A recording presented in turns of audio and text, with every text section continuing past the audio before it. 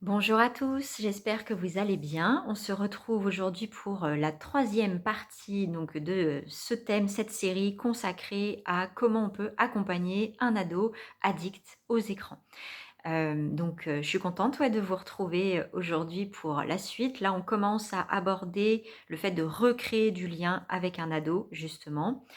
Donc je dirais que c'est une étape, pour moi en tout cas, c'est une étape importante dans le processus, avant même de parler de recadrer, de créer une autre structure dans la relation.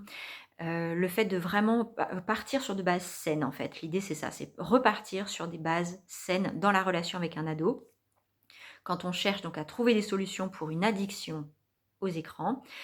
Donc déjà, donc hier, et avant-hier, on a vu donc l'inconfort émotionnel qui est déclenché chez vous, toutes les blessures et cetera qui sont réactivées face à un ado addict aux écrans. OK.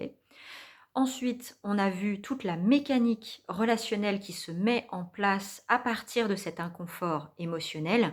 Donc les comportements que vous pouvez adopter, le discours rationnel ou autre que vous adoptez, les émotions qui s'extériorisent, le cadre que vous essayez de poser à partir de tout ça. Ça, et c'est toute la mécanique que vous mettez en place, et aussi d'observer donc comment l'ado réagit face à votre argumentaire, face à vos réactions émotionnelles, face au cadre que vous essayez de poser, comment il réagit et c'est quoi le climat relationnel qui est créé du coup entre vous. Et à partir de là, voilà, maintenant qu'on a mis tout ça en lumière, on prend le temps de revenir à la base qui est que si vous êtes dans tout ce système de réaction, c'est parce que vous avez un inconfort émotionnel, personnel, que vous essayez de résoudre avec votre ado. Et donc, pour recréer du lien avec un adolescent de façon saine et responsable, et ça c'est valable à n'importe quel âge, mais du coup dans ce contexte-là, je mets l'accent là-dessus. C'est super important en fait de reprendre sa place en relation avec l'autre, parce qu'un adolescent, c'est donc un adulte qui est en train de se construire.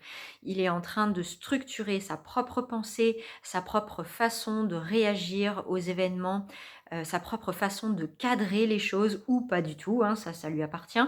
Mais du coup, l'adolescent est vraiment dans une étape de grande intensité. On parle beaucoup des émotions, des hormones qui se déchaînent à l'adolescence, ça c'est vrai, mais c'est parce que la croissance en fait de l'enfant est en plein essor, mais pas tant pour faire grandir le corps, même si le corps il évolue, bien sûr, il évolue très fortement dans cette période-là, mais pas que, il y a aussi le psychisme qui évolue beaucoup, la structure de la pensée, les points de vue,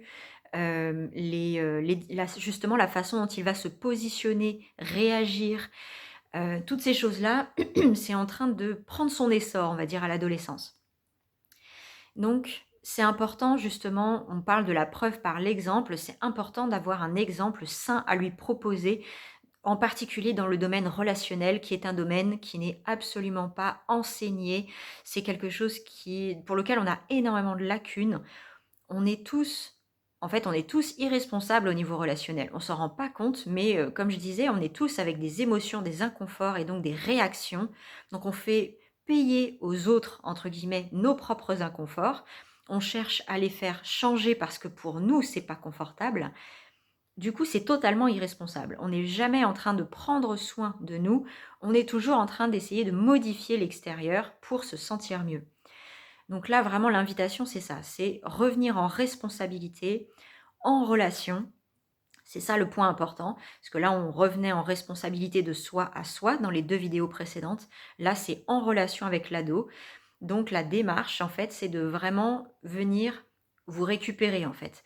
Donc c'est être capable, si vous avez un moment, en fait, c'est vraiment de créer un espace avec votre ado pour prendre un temps pour échanger et surtout pour lui dire que vous avez pris conscience que finalement, votre façon de l'accompagner dans son rapport aux écrans, votre façon de l'accompagner, elle était vraiment impactée par votre inconfort. Et n'hésitez pas à lui nommer, en fait, de lui dire, j'ai pris conscience qu'en fait, quand je te vois sur ton écran, ben, par exemple, ça me déclenche une très grande peur. J'ai vraiment peur de plus réussir à être en lien avec toi, j'ai peur de perdre notre relation.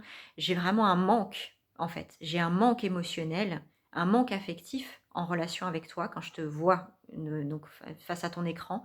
J'ai un manque affectif qui se réveille et c'est très inconfortable pour moi, voire c'est complètement insupportable. Et du coup, ça me fait réagir très fort. Ça me fait réagir parce que je cherche à fuir, en fait, ce qui pour moi est inconfortable. Et donc, je mets en place des choses qui, finalement, c'est plus pour moi que vraiment dans l'optique de prendre soin de ce dont toi tu as besoin. Ça, c'est une posture qui est hyper responsable, qui peut être très inconfortable aussi à vivre. Donc si vous êtes vraiment dans cette idée de faire ça, de pouvoir vous récupérer en relation avec un ado, n'hésitez pas à prendre le temps de voir si vous vous imaginez dire tout ça. Donc, je vous ai donné un exemple du coup, par rapport à ce que moi je peux vivre en fait, hein. Et peut-être que vous aussi vous pouvez vivre, donc vous prenez le temps de voir c'est quoi pour vous, qu'est-ce que vous auriez envie de lui dire en fait? C'est quoi la douleur pour vous, le manque, le besoin qui n'est pas satisfait, la blessure peut-être qui est réactivée, sans vous étaler, mais juste de pouvoir lui nommer. Bah, je vois que voilà, j'ai telle souffrance, j'ai telle blessure qui est réveillée quand je te vois sur un écran. Et du coup, c'est ça le point de départ. Donc déjà, ne serait-ce que vous imaginez dire ça à votre ado, qu'est-ce que ça fait monter comme émotion? Est-ce que c'est confortable à envisager? Quelles sont peut-être les peurs qui sont réactivées? Et quel est le scénario que vous imaginez? Donc comment vous vous imaginez le dire? Comment vous imaginez l'autre réagir? Comment vous vous imaginez réagir par rapport à ça? N'hésitez pas à vous faire tout le film. Tout le film pour voir clairement c'est quoi les projections en fait que vous faites. Parce que s'il y a de l'émotion, s'il y a de l'inconfort, quand on imagine parler à quelqu'un, entrer en relation avec l'autre, on a vite tendance à se faire tout un scénario. Et ce scénario, c'est une fuite. C'est une façon de ne pas être au contact de son émotion. À savoir que parler de ses blessures, parler de ses fragilités, de ses besoins, c'est une posture extrêmement vulnérable qui n'est confortable pour personne. Et donc, la tentation de fuir est très grande. Et c'est, je dirais, c'est valable dans n'importe quelle relation. Donc si vous voyez que à l'idée d'aller parler à votre ado de ce que vous vivez réellement comme émotion, si vous voyez que ça vous fait peur, que ça fait monter des inconforts, vraiment prenez le temps de vous accueillir là-dedans, c'est parfaitement normal. Prenez le temps de respirer en fait avec ces émotions-là, avec la vulnérabilité qui est réveillée, avec tout ce qui est déclenché comme imaginaire, scénario catastrophe, etc. Prenez le temps vraiment de respirer avec tout ça. Parce que justement, c'est en vous accueillant là-dedans que vous pourrez aussi aborder votre ado peut-être de façon encore plus saine.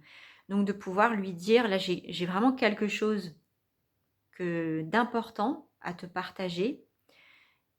Et je vois que c'est pas facile pour moi, donc j'ai peur de ta réaction. Vous pouvez très bien lui dire: «J'ai peur de ta réaction, mais c'est important pour moi de te le dire quand même. C'est donc j'ai pris conscience que» et cetera. Et donc à partir de là, de pouvoir lui expliquer. Mais du coup, d'être vraiment dans une démarche responsable de: «Je sais ce que ça déclenche en moi, je sais ce que je vis et donc à partir de là, je recrée du lien avec toi de façon responsable, et vraiment en parlant de moi et en éventuellement en demandant pardon, en fait. C'est de pouvoir dire: «Effectivement, donc j'ai vu que ce que j'ai mis en place avec toi, finalement, c'était beaucoup dicté par mes émotions, mes inconforts et donc je suis désolée de t'avoir infligé ça, en fait. Je t'ai fait payer mes propres émotions et je suis désolée». Ça aussi, c'est une posture responsable, de pouvoir reconnaître que, on crée en fait, on est créateur de la relation, on est créateur d'un climat relationnel qui est potentiellement insatisfaisant, voire blessant et douloureux. Et donc revenir en relation avec un ado dans en tout cas dans ce contexte-là, pour moi la base avant de parler de rétablir un nouveau cadre, une nouvelle dynamique relationnelle, la base c'est ça, c'est de pouvoir me récupérer et donc dire, qu'est-ce qui se passe en fait réellement à l'intérieur de moi? Et du coup de pouvoir demander pardon pour avoir donc fait porter la charge de mes propres émotions, de mes propres inconforts à l'ado que j'avais en face de moi. Ça, vraiment, pour moi, c'est la base. Et rien que ça peut alléger énormément de choses dans la relation aussi. Ça ne fera pas forcément évoluer la question des addictions, mais la relation, elle sera beaucoup plus saine pour repartir sur de nouvelles bases parce que on aura mis en lumière ça. Et donc, après, bien sûr, quand on fait ce genre de démarche, la réaction de l'autre lui appartient. Un adolescent peut être très impulsif, voire complètement fermé ou complètement fermé. C'est un peu les 2 extrêmes. Il y a toute une palette de réactions possibles entre les 2. Donc c'est de pouvoir accueillir aussi votre ado, l'accueillir dans sa façon de réagir à ce que vous lui dites. Donc vous allez lui exprimer effectivement une zone sensible en fait, lui partager quelque chose de sensible pour vous. Donc si la réaction de votre ado vous blesse, prenez le temps là aussi de revenir à l'intérieur de vous et de pouvoir peut-être lui nommer. Donc par exemple, si vous vous sentez rejeté, c'est de pouvoir lui dire: «Bah, quand tu dis ça, moi je me sens rejeté». Mais c'est, en fait, là aussi, c'est de pouvoir le faire de façon responsable. Et j'ai bien conscience que c'est plus facile à dire qu'à faire. Donc, ça se vit par étapes. Prenez le temps de voir où vous en êtes, ce que vous êtes capable d'exprimer, de verbaliser. Vous pouvez le faire en plusieurs fois, cet exercice-là. Vraiment, n'hésitez pas à prendre le temps, en fait. Prendre le temps de cultiver cet espace de je reviens à ma place, je reviens dans le fait que j'ai conscience de mes inconforts, de mes blessures, etc. Et donc, à partir de là, je reviens en responsabilité, donc j'arrête de faire peser cette charge-là sur mon ado. Et je le lui exprime de la meilleure façon possible, de la façon la plus responsable possible. Et petit à petit, ça déjà, donc ça améliore en fait, ça prend soin de la relation. Et ça, pour moi, c'est la base si on veut accompagner quelqu'un, c'est d'avoir une relation saine avec cette personne. Plus la relation est saine, plus on peut être présent et soutenant et vraiment créer quelque chose de constructif dans la relation. Mais quand il y a plein de choses comme ça, plein d'inconforts qui sont cristallisés, qui restent en travers de la route, c'est beaucoup plus dur. Donc vraiment, l'invitation d'aujourd'hui, c'est ça. Prenez le temps, comme je vous disais, donc de vous faire le scénario, de vous accueillir dans les émotions que ça peut déclencher, de peut-être commencer à verbaliser certaines choses à votre ado, de le faire voilà par étapes si vous ne vous sentez pas de tout faire d'un seul coup, mais voilà, de vivre les choses comme ça progressivement. Et vraiment dans cette optique que là, vous êtes en train d'assainir votre relation, vous êtes en train d'en prendre soin et c'est la base pour qu'elle puisse évoluer, se transformer et donc en particulier pour que vous puissiez accompagner votre ado dans son addiction. Voilà, donc c'est ce que j'avais vraiment envie de vous partager aujourd'hui. J'espère que ça vous aura intéressé, que ça vous aura donné peut-être l'élan de faire évoluer voilà, votre communication avec votre ado.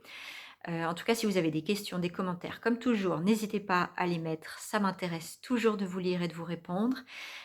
Si vous n'êtes pas abonné, n'hésitez pas aussi à vous abonner. Ça me fait plaisir donc de vous accueillir dans cet espace. Et donc, demain, on pourra aborder une autre étape, justement, l'étape du cadre, justement. Donc, ouais, ce sera, je pense, la dernière, on verra. Mais ouais, non, là, on a déjà fait un bon tour. Voilà, donc d'ici la vidéo de demain, je vous souhaite une très belle journée et prenez bien soin de vous.